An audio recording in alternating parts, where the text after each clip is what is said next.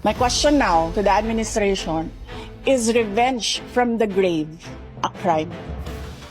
So I have to die first. They have to kill me first. So now they can't kill me anymore unless they want to die.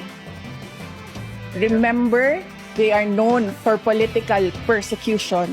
They suppress and oppress opposition. They assassinated their political enemy. Ang hindi lang po nagawa ni Benigno Aquino Jr., hindi siya nakaganti kasi hindi siya nagbilin. But you know, Benigno Aquino Jr. is not Sara Duterte. So that's the playbook.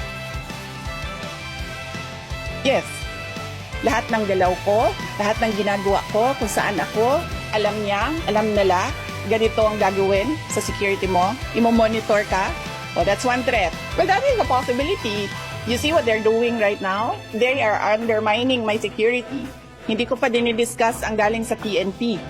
Diba? Meron kayong mga naririnig ng akusasyon ng nakawan dito sa ating gobyerno. Naririnig nyo ba na millions ang ninanakaw? Hindi, diba? Ang naririnig nyo, billions ang ninanakaw.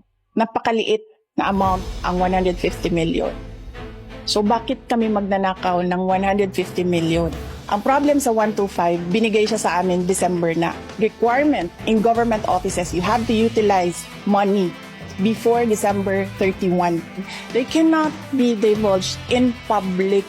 It will compromise lives and security of personnel who are cooperating or who are nandoon sa kabila na asset. You cannot. That is why it is called confidential funds.